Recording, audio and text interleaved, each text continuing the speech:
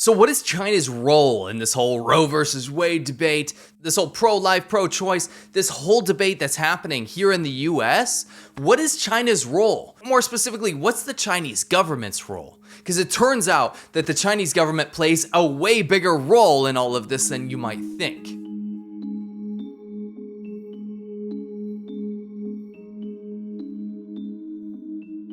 If you tune into Chinese state media at all right now, and keep in mind, every media in China is Chinese state media, one of the lowest ranked countries in terms of freedom of speech. Everything that comes out on media in China is run through a filter or run through the censorship board from the Chinese state. So keep that in mind. But if you turn on Chinese state media right now, you're gonna see a lot of anti-Americanisms. You're gonna see a lot of promotion of division, how the US government has just wiped away all the freedoms of Americans, and China still upholds the freedoms of women's reproductive rights. Now, if you're not familiar with Chinese state media or propaganda, you might actually start believing some of this stuff.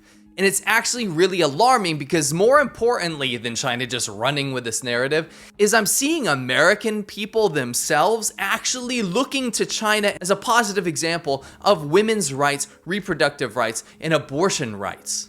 I honestly feel like we're living in some sort of post-truth era where we're looking at China as the example of a country that is doing something right. Now here's the deal. I'm not here to tell you whether you should be pro-life, pro-choice, or even a mixture of the two. That part doesn't matter in this conversation. What matters is that a foreign state is taking advantage of the division of Americans to promote its own ideology, and it's actually working. It's shocking me that people are looking on both sides, both the pro-life side and the pro-choice side, to China as some sort of bastion for women's rights, or a bastion for turning itself around with its traditional values. Give me a break. First of all, let's look at some hard truths about abortion in China. Chairman Mao, or the founder of Communist China, actually is being used as some sort of historical figure that promoted women's rights, because he does have that famous quote, "Women hold up half the sky." Now actually what he meant was that women need to put on the yoke of slavery so that he could catch up with his maniacal, bizarre vision of China being a world superpower and catching up with the Soviet Union. He wanted women to do slave labor just like the men. He wasn't talking about women's reproductive rights, because guess what? Chairman Mao didn't promote women's reproductive rights. He forced women to give birth. Chairman Mao forced women to have babies in China so that he could produce more slave labor. Of course, this ultimately backfired with a huge famine that took over China, killing tens of millions of people.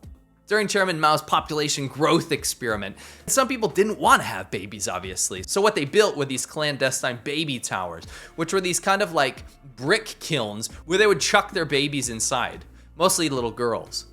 I'm not just talking about fetuses here, I'm talking about fully formed babies. They would just throw them in there and let them die. This is a well-established fact, and you might think, hey, well, at least that's not around anymore. But guess what?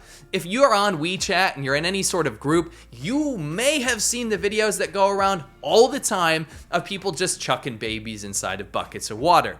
Again, not talking about abortions, talking about actual fully formed babies that are living and breathing and crying and don't have any complications. Because it turns out that a lot of people still don't want to have little girls in China, so they kill them after the fact.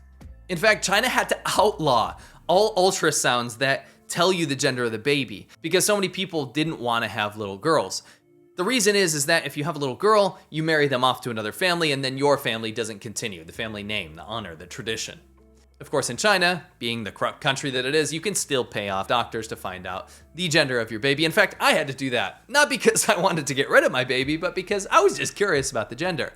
When I had my first child in China, I paid off the doctor, and the doctor said, hey, you might want to buy a dress for your new baby. Little secret code words that were in there.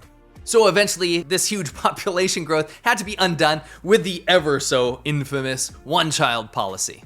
Now, I know so many people that are products of the one-child policy in China. It's left an indelible scar on China and its future demographics. The one-child policy dictated that to make up for Chairman Mao's mistakes, every family was only allowed to have one child. Of course, many people decided to have more than one child because they didn't want to be told what to do, but unfortunately, this led to a host of many problems.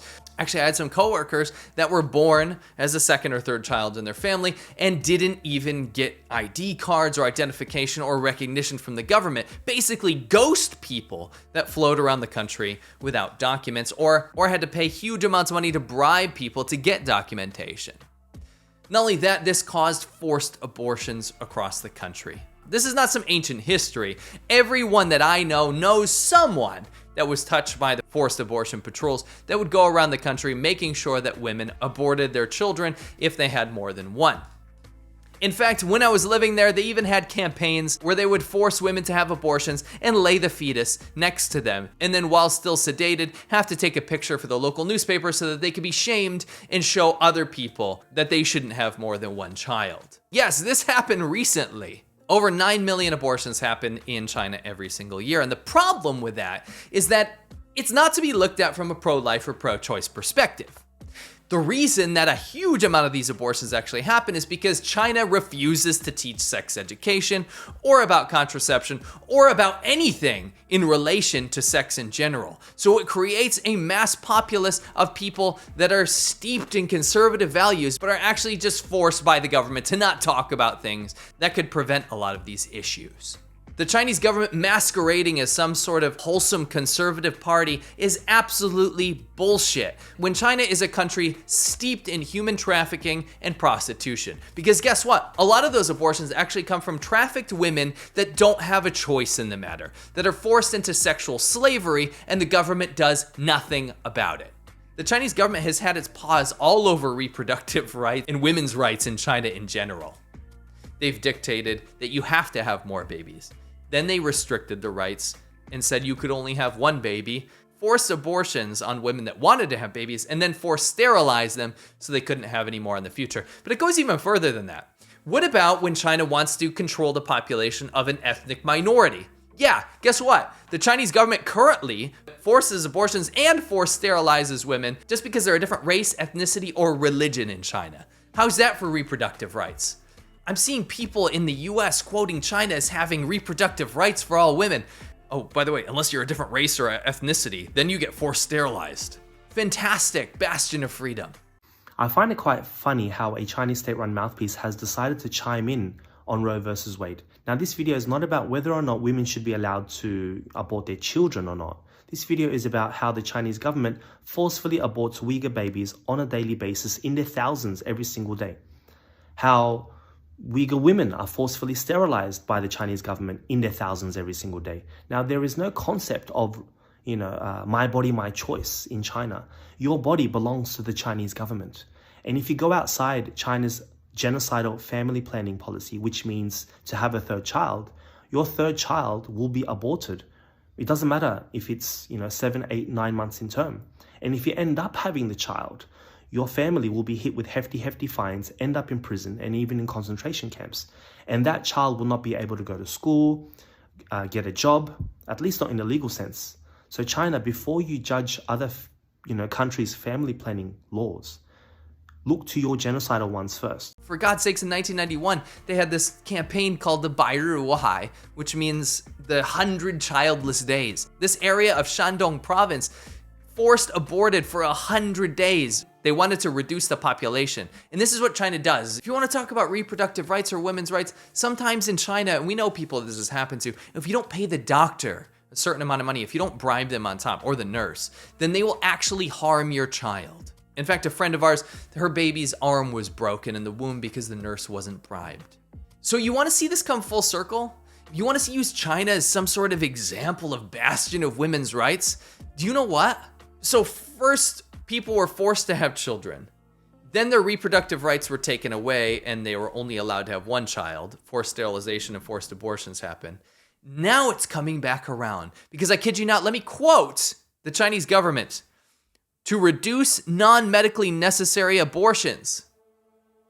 Right now, there's a demographic collapse in China. They got rid of the one-child policy because there's not enough people having babies to replace the old people.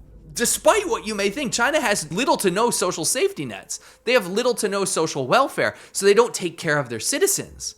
So people are responsible for taking care of their parents and their grandparents, right?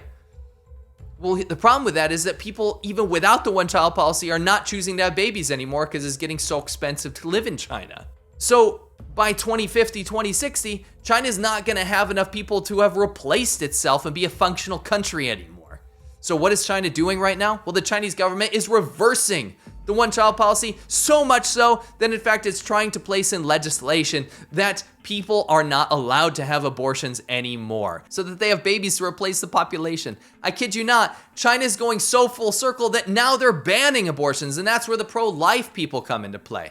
Some pro-life people are using China as an example of a country that's making good on itself and becoming the traditional nation it should have been by banning or limiting abortions. Mark my words, my prediction is that China will actually become a country that stops or makes abortion illegal just so it can meet those quotas of births. You will see this.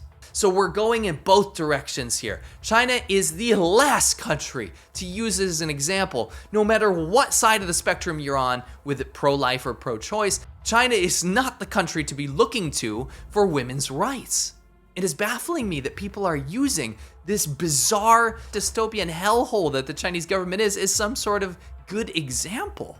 If you want to have a healthy dialogue about abortion, pro-life, pro-choice, reproductive rights, the morality of the whole thing, the legality of it, you go ahead, you do that. No matter what your stance is on this issue, no matter if you're pro-life or pro-choice or some mix of the two. If you feel the need, protest. Do it. It's your right as an American. Write your politicians. Vote according to your beliefs. Maybe run for office. But just remember, if you're American, this is your issue, not China's issue. Don't look to the poster child for deceit and the ultimate destroyer of human rights as a shining beacon of women's rights. You are more than welcome to look at some other countries that align with your viewpoints, but trust me, China's not that country. Anyway, this video is absolutely 100% demonetized. I'm not allowed to make any money off of this topic, so I really appreciate the people that find it in the kindness of their heart that support my work. I believe in what I'm doing, and if you believe in what I'm doing, I'd really appreciate it if you considered supporting me on patreon.com/Laowinner86. It's a lot of work, it's my full-time job, and I'm trying to get the truth out there. So I really appreciate the people that stand by my side and stand by the side of research and facts. I want to say thank you so much, Laowinners, and I'll catch you on the next one.